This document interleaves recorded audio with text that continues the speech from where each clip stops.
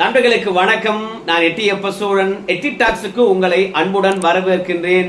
இன்னைக்கு என்ன செய்தியை பார்க்க போறோம்னு கேட்டீங்கன்னா, அழுது தீர்க்கும் நம்முடைய கே நேரு அவர்கள் ஆதரவு தராத திமுக அதிரடியா கைது செய்ய விரையும் அமலாக்கத்துறை. அடுத்தது உள்ள போறது கே நேரு. அண்ணாமலை வெளியிட்ட அதிரடி தகவல். கே நேரு அவர்களை பொறுத்த வரைக்கும் முதல் முறையாக கேஷ் ஃபார் ஜாப் என்ற அடிப்படையில் 888 கோடி ரூபாய் அளவுக்கு ஊழல் செஞ்சிருக்கிறாரு அப்படின்றது அமலாக்கத்துறையானது நம்முடைய தமிழக டிஜிபி அவர்களுக்கு கடிதத்தையும் ஆதாரத்தையும் அனுப்பியது. அந்த தருணத்தில் ஒரு விளக்கத்தை அளித்திருந்தார் நம்முடைய கே நேரு அவர்கள். இப்போ 1020 கோடி ரூபாய் நகராட்சி துறையில கையாடல் பண்ணியிருக்கிறார் அப்படின்னு சொல்லிட்டு அதற்கான ஆதாரத்தையும் டிஜிபிக்கு அனுப்பி இருக்கிறது அமலாக்கத்துறை. தொடர்ச்சியாக கே நேரு அவர்களையே குறிவைப்பதனால கே நேரு அவர்களை பொறுத்த வரைக்கும் கண்டனத்தை பதிவு செய்தார் அறிக்கை மூலமாக. அது போய் மக்களிடையே சேர்ந்துச்சோ இல்லையோ என்று நினைச்சவர் அடுத்தது மக்கள் முன்பாகவே வந்து நான் ஊழல் செஞ்சனா இல்லையா என்று சொல்லி கதறி தீர்த்திருக்கிறாரு. அந்த வீடியோவை பாருங்க.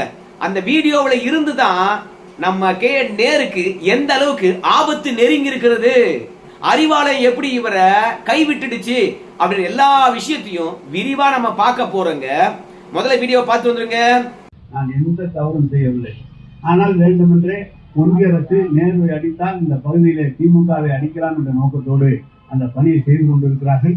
உங்களால் தேர்ந்தெடுக்கப்பட்ட நான் நிச்சயமாக எந்த தவறும் செய்ய மாட்டேன், செய்ததும் இல்லை, இனியும் செய்ய மாட்டேன் என்பதை அந்த உறுதியை மட்டும் உங்களுக்கு நான் தெரிவித்துக் கொள்ள விரும்புகிறேன். நான்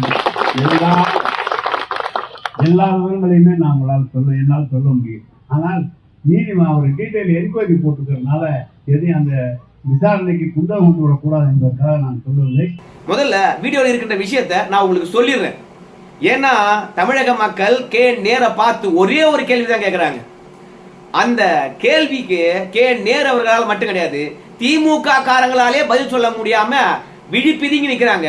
அப்பேற்பட்ட ஒரு கேள்வி கேட்டிருக்காங்க. இப்ப வீடியோவில் அவர் என்ன பேசினார்னு கேட்டீங்கன்னா, இந்த கே நேரு அவர்களை பொறுத்த வரைக்கும் தப்பு பண்ணான்ட்டு நீங்க நினைக்கிறீங்களா? இந்த கே நேரு அவர்களை முடக்கனா திருச்சியை கைப்பற்றி விடலாம் என்று பாஜக நினைக்குது. அதனாலதான் இந்த கே நேரு அவர்களை குறி வச்சிருக்காங்க. கே நேரை பொறுத்த வரைக்கும் எந்த தப்பும் பண்ணல. நான் எந்த தப்பும் பண்ணல என்ற விஷயத்தை உங்ககிட்ட விலாவரியா என்னால சொல்ல முடியும். ஆனா இப்ப தீவிரமா விசாரணை நடந்து கொண்டு இருப்பதனால என்னால கே நேரு பொறுத்த வரைக்கும் என்ன தப்பு பண்ணா, என்ன நல்லது பண்ணா, ஊழல் பண்ணானா இல்லையா அப்படின்ற விஷயத்தை என்னால் சொல்ல முடியாது. ஆனால் திருச்சியை ஒருபோதும் பாஜக அதிமுக கைப்பற்ற முடியாது.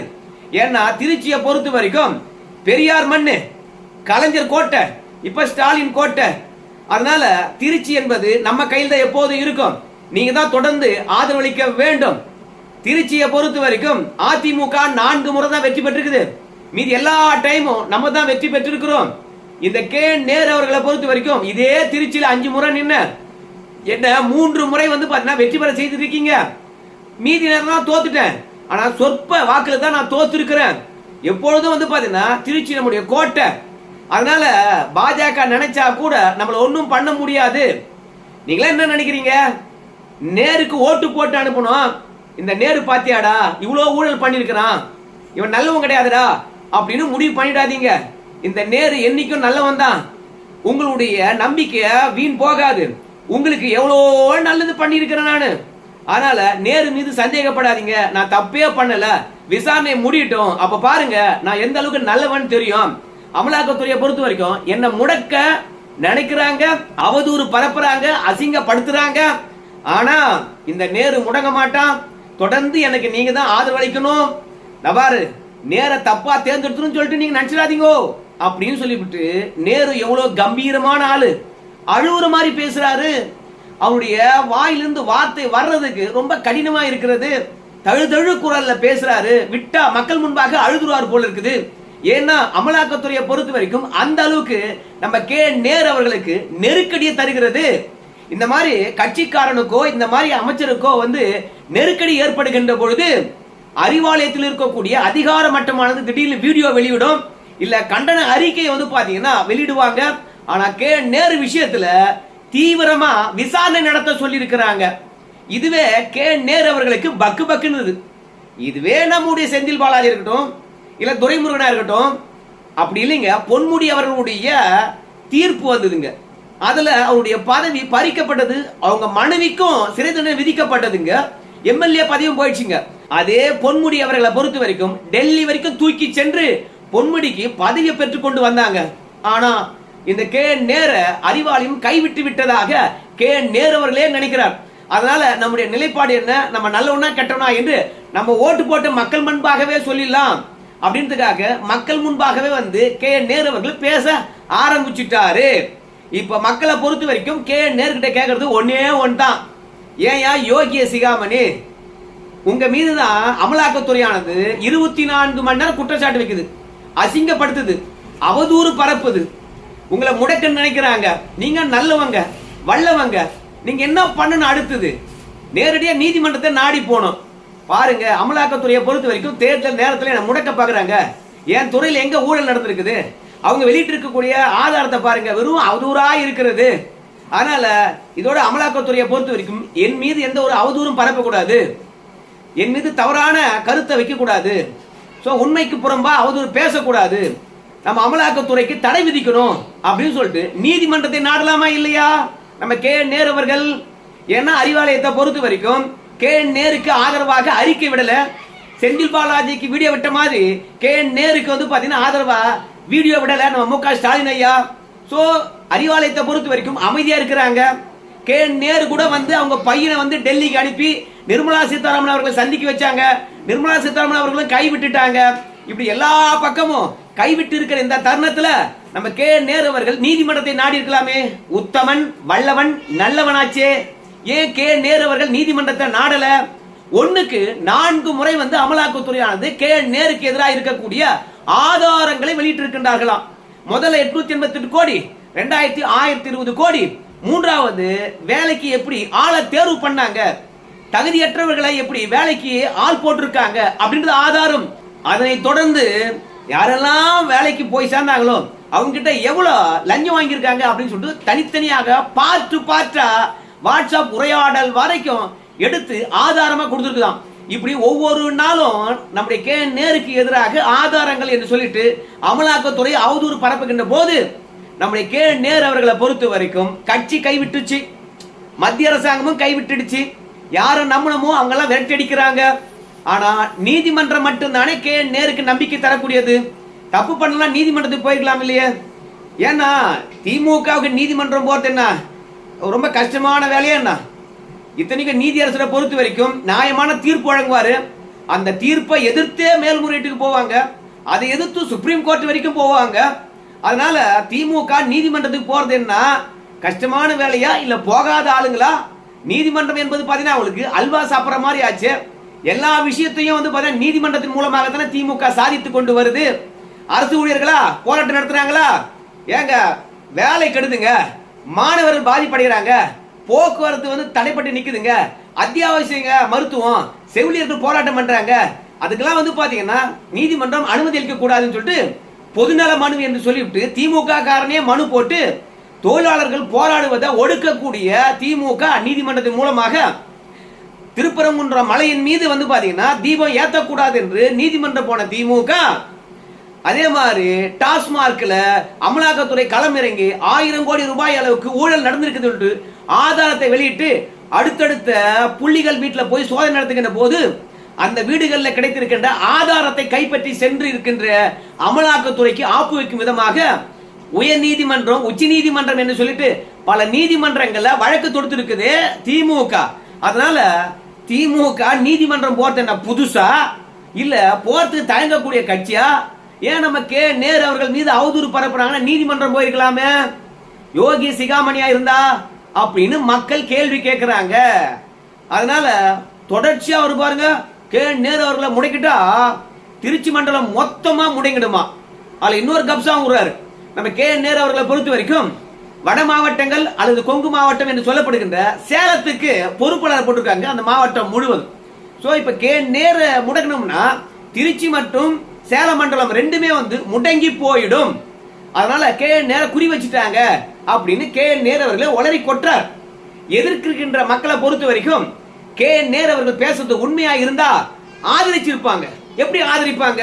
கை தட்டுவாங்க, அப்புறம் கோஷம் போடுவாங்க, கே நேரு வாழ்க என்று வாழ்த்துவாங்க. ஆனா கே நேரு அவர்கள் கண்ணீர் சிந்துகின்ற அளவுக்கு சோகமாக தன்னுடைய கருத்தை முன்வைக்கின்ற போது கூட அங்க இருக்கின்ற மக்களை பொறுத்த வரைக்கும் அமைதியாகிறாங்க. டே கண்ணு, அரசியல்வாதியா இருக்கிறவன் எவன் உத்தமன் இந்த காலத்துல? ஒரே ஒரு ஆளை காட்டு பார்ப்போம். பிடிஆர் பழனிவேல் தியாகராஜன் சொல்லுவாங்க. அந்த ஆளுக்கு இப்போ 10% கமிஷன் போதான். அதனால தேர்தல் காலத்துல இன்னைக்கு இருக்கிறவன் எவனுமே உத்தமம் கிடையாது. அதுலயும் கே நேரு, நீ நகராட்சி துறை வச்சிருக்க, உள்ளாட்சி துறை வச்சிருக்க, சத்தியமா நீ எல்லாம் கொள்ளடிக்கன்னு சொன்னா நாங்க என்ன அப்பாவியில் நினைச்சியா, பைத்தியம் நினைச்சீங்களா, இல்ல குழந்தை நினைச்சியா அப்படின்னு சொல்லிட்டு மக்களுக்கு நல்லாவே எண்ணம் இருக்குங்க. ஒரு காலத்துல கம்யூனிஸ்ட் கட்சிகளை பொறுத்த வரைக்கும் ஆடம்பரமா இருக்க மாட்டாங்க, உண்டியல் குலுக்கித்தான் பிரச்சாரங்களே முன்னெடுப்பாங்க, பொதுக்கூட்டங்கள் போடுவாங்கன்றாங்க. ஆனால் இன்னைக்கு கம்யூனிஸ்ட் கட்சியில் இருக்கிறவங்க வந்து பாத்தீங்கன்னா BMW கார் வச்சுட்டு ஓட்டிட்டு இருக்கிறான். கம்யூனிஸ்டுகள் இன்னைக்கு ஏழை கிடையாது, மக்கள் தொண்டம் கிடையாது. இங்க சு வெங்கடேசன் சொல்லிட்டு ஒருத்தர் மதுரையில் இருக்கிறார். அவர் என்னைக்காவது வந்து மக்கள் போராட்டத்தில் பார்த்திருக்கீங்களா? அவர் ஒரு பார்லிமெண்ட்ல இருக்கக்கூடிய எம்பி. கம்யூனிஸ்ட் கட்சிகளை பொறுத்த வரைக்கும் ஒரு செங்கோடிய கையில ஏந்திக்கிட்டு மக்களுடன் நிற்பாங்க, மக்களுடைய வாழ்வாதாரத்துக்காக. ஆனா சு வெங்கடேசன் அவர்களை பொது தளத்துல பார்த்திருக்கீங்களா? போராட்ட காலத்துல பார்த்திருக்கீங்களா? எங்கேயுமே அவர் பார்க்க முடியாது. அவரும் கம்யூனிஸ்ட் கட்சிக்காரர் தான். அவருடைய வீட்டை பார்த்திருக்கீங்களா? அவர்கிட்ட இருக்கிற காரை பார்த்திருக்கீங்களா? அவரை பொறுத்த வரைக்கும் ஒரு எழுத்தாளராக இல்ல சினிமா தயாரிக்கின்ற தயாரிப்பாளராக யாரு கம்யூனிஸ்ட் கட்சியில் இருக்கிறவங்க. அந்த அளவுக்கு சு வெங்கடேசன் அவர்கள் பணக்காரர்கள். அதனால இன்னைக்கு இருக்கின்ற அரசியல் தலைவர்களோ இல்ல அரசியல் ஆளுமைகளோ உத்தமர்கள் என்று சொல்வதற்கு இடமே இல்ல. எல்லாமே கரப்ட் என்பது சாதாரண மக்களுக்கே தெரியும். அதனால மக்களிடையே போய் பேசினா உண்மை என்று நம்பிடுவாங்கன்றதுக்காக புலம்பி தீக்குறாரு. அது மட்டும் இல்ல, திமுக மொத்தமா கைவிட்டுடுச்சு. எப்படின்னு கேட்கும் போது, முதல்ல ஏற்கனவே வந்து ஒரு பொறுப்பு டிஜிபி இருந்தாரு. அந்த பொறுப்பு டிஜிபி பொறுத்த வரைக்கும் ஸ்டாலின் ஐயா சொன்னதை நிறைவேற்றினாரு. கே நேரு அவர்களை வந்து பாத்தீங்கன்னா நம்ம கைது பண்ண வேண்டாம், எஃப்ஐஆர் போட வேண்டாம் என்று கொஞ்சம் அனுசரணையா போனாரு. ஆனா அமலாக்கத்துறையானது அடுத்தடுத்து நெருக்கடி கொடுத்துக்கிட்டே இருக்கிறது. அப்புறம் என்ன பண்றது? எப்பா எனக்கு ஆற்று பிரச்சனைப்பா அப்படின்னு சொல்லிட்டு நம்முடைய பழைய பொறுப்பு டிஜிபியை பொறுத்த வரைக்கும் ஹாஸ்பிட்டல் போய் படுத்துட்டாரு. இப்போ ஒரு புது டிஜிபியை கொண்டு வந்திருக்காங்க. அவர் இப்ப என்ன பண்றாருன்னு கேட்டீங்கன்னா, எப்படியாவது காலத்தை கடத்தணும். அமலாக்கத்துறை வைத்திருக்கின்ற குற்றச்சாட்டுக்கு நாம ஏதாவது பதில் சொல்லணும். அமலாக்கத்துறை உத்தரவிட்டு இருக்கிறது, நாங்க ஏதாவது வேலை செய்யணும்னு காட்டணும். அதுக்காக என்ன பண்ணி கேட்டீங்கன்னா, நீங்க தந்திருப்பது அத்தனை உண்மைகளா, ஆதாரங்களா, நாங்க சோதனை செஞ்சு பாக்குறோம், நாங்க விசாரிச்சு பாக்குறோம், அப்புறம் முடிவெடுக்கிறோம் அப்படின்னு சொல்லிவிட்டு இப்ப புதுசா வந்திருக்கின்ற பொறுப்பு டிஜிபியை பொறுத்த வரைக்கும் கே நேரு மீது இருக்கக்கூடிய புகாரை விசாரிக்கின்றாராம் தீவிரமா. அதனால்தான் கே நேரு அவர்களால வந்து பாத்தீங்கன்னா எதையும் வெளிப்படையா உண்மையை சொல்ல முடியலையா. ஆனா நம்ம கே நேரு அவர்கள் மீது வைக்கப்பட்டிருக்கின்ற குற்றச்சாட்டை மறுப்பதற்கு கே நேரு அவர்களால் முடியுமா? அவர்கிட்ட என்ன ஆதாரம் இருக்குது? நான் தப்பே பண்ணல அப்படின்றதுக்கான ஆதாரம் இருந்தா இந்நேரம் திமுக இருக்கக்கூடிய வழக்கறிஞர் அணியே வந்து கே நேர கேட்காம நீதிமன்றம் போயிருப்பாங்க, எங்க அமைச்சர் மீது அவதூறு பரப்புறாங்கன்ட்டு. அதுக்கப்புறம் கே நேரு அவர் உத்தமராக இருந்தா இந்நேரம் நீதிமன்றம் போயிருப்பார். இல்லையா, எஃப்ஐஆர் போடுங்கய்யா, நான் பாத்துக்கிறேன் கோர்ட்ல, நான் தான் தப்பே பண்ணலையே, மடியில கனம் இல்ல வழியில நான் ஏன் பயப்படணும், என்ன முடக்க பாக்குறாங்க. திமுக நெருப்பாற்றில் நீந்தி வந்த கழகம், நெருப்பாற்றில் நீந்தி வந்த கழகம், நாங்க ஏன் பயப்படுறோம், போடியா கேச அப்படின்னு சொல்லிவிட்டு துணிச்சலா எதிர்கொள்ளலாமே. அதனால நம்ம கே நேருடைய கை சுத்தம் இல்லைன்ட்டு கே நேருக்கே தெரியும். அதனாலதான் மக்களையாவது ஏமாத்த முடியுமா அப்படின்னு சொல்லிட்டு அழுது புலம்புறாரு. ஆனா அண்ணாமலையை பொறுத்த வரைக்கும் ஒரு விஷயத்தை 2 நாளைக்கு முன்பாக தெளிவுபடுத்தி விட்டாரு. என்ன தெளிவுபடுத்தினார்னு கேட்டீங்கன்னா, கே நேரு மீது திமுகவும் சரி முதலமைச்சரும் சரி பொறுப்பு டிஜிபியும் சரி எஃப்ஐஆர் போட மாட்டாங்க. எஃப்ஐஆர் போட்டா தானுங்களே நாங்க உள்ள வர முடியும். அதனால இவங்க எஃப்ஐஆர் போட மாட்டாங்க, நாங்களே எஃப்ஐஆர் போட வைக்கிறோம், நாங்களே அமலாக்கத்துறையானது நம்ம கே நேரு அவர்களை கைது செய்யறதுக்கான வியூகத்தை வகுக்கிறோம் சொல்லிவிட்டு பொதுநல மனுவை போய் நாங்க நீதிமன்றத்தில் தாக்கல் பண்றோம். கே நேருக்கு எதிராக இருக்கக்கூடிய ஆவணங்களை நாங்க நீதிமன்றத்தில் கொடுக்கிறோம். நீதிமன்றமானது கே நேரு அவர்கள் செய்திருக்கின்ற தப்ப பாக்குறாங்க, அவங்க உத்தரவிடுவாங்க கே நேரு மீது எஃப்ஐஆர் போட சொல்லி. அதற்கு பிறகு அமலாக்கத்துறை வரும், அப்புறம் நம்ம கே நேரு அவர்களை தூக்கி உள்ள வைப்பாங்க அப்படின்னு அண்ணாமலை சொன்னாருங்க. சோ இப்ப கே நேரு அவர்களை பொறுத்த வரைக்கும் மொத்தமா அலறி போயிருக்கிறார். எப்பொழுது வேண்டுமானாலும் பொதுநல மனு போடுவாங்க, எப்போது வேண்டுமானாலும் நீதிமன்றம் வந்து கே நேரு அவர்களை கைது பண்றதுக்காக உத்தரவிடும். தேர்தல் நெருக்கத்துல நம்ம கே நேரு அவர்கள் உள்ள போனார்னு வச்சுங்களேன், வெளியே வருவதற்கான வாய்ப்பே கிடையாது. அப்புறம் திருச்சியும் சரி, அப்புறம் சேலமும் சரி, திமுக கைவிட்டு போயிடும். அதனால கே நேரு அவர்களை பொறுத்த வரைக்கும் மக்கள்கிட்ட என்னென்னவோ புலம்பி தீக்குறாரு. திமுக தேர்தல் நெருக்கத்துல கே நேரு விஷயத்தை பத்தி பேசி ஒன்னும் நம்ம பிரபலப்படுத்திட கூடாது, இல்ல கே நேரு விஷயத்தை தலையிட்டு நாம சிக்கிட கூடாது அப்படின்னு சொல்லிட்டு திமுகவை ஒதுங்கி நிக்குது. செந்தில் பாலாஜிக்காக களத்தில் இறங்கினவங்க, துரைமுருகனுக்காக களத்தில் இறங்கினவங்க, நம்முடைய பொன்முடிக்காக களத்தில் இறங்கினவங்க, ஐ பெரியசாமிக்கு ஆதரவா களத்தில் இறங்கினவங்க, இன்னும் பல அமைச்சர்களுக்கு ஆதரவா களத்தில் இறங்கினவங்க. ஆனா கே நேருக்கு எதிராக களத்தில் இறங்கல. ஏன்னா அங்கேயே பிஜேபி இருந்து தகவல் வந்துட்டு இருக்கும், இவருக்கு ஆதரவா களத்தில் இறங்கினீங்கன்னா மத்த எல்லாரும் உள்ள போவாங்க, கே நேரா இல்ல மத்தவங்களா அப்படின்னு சொல்லி இருப்பாங்க. அதனால தான் நம்ம அமைச்சர் கூட தப்பு, முதலமைச்சர் கூட அமைதியாக அடக்கி வாசிக்கின்றாருங்க. தேர்தல் நெருக்கத்துல இந்த மாதிரி வரதெல்லாம் சகஜம்தான், இதெல்லாம் மீறி தான் நம்ம வெற்றி பெறணும், கொஞ்சம் கவனமா செயல்படுங்க அப்படின்னு ஆலோசனை கொடுத்தா முதல்வர் சொல்லியிருக்கின்றார். கே நேர பொறுத்த வரைக்கும் கட்சியும் விட்டுடுச்சு, மக்களும் கைவிட்டாங்க, என்ன பண்ணுறது, மக்கள்கிட்ட கதறி இருக்கின்றார். விரைவில் கைதாவாராம் அண்ணாமலை சொல்லியிருக்கின்றார். பொறுத்து வந்து பார்க்கலாம் என்ன நடக்க போகுதுன்னு சொல்லிட்டு. நன்றி நண்பர்களே.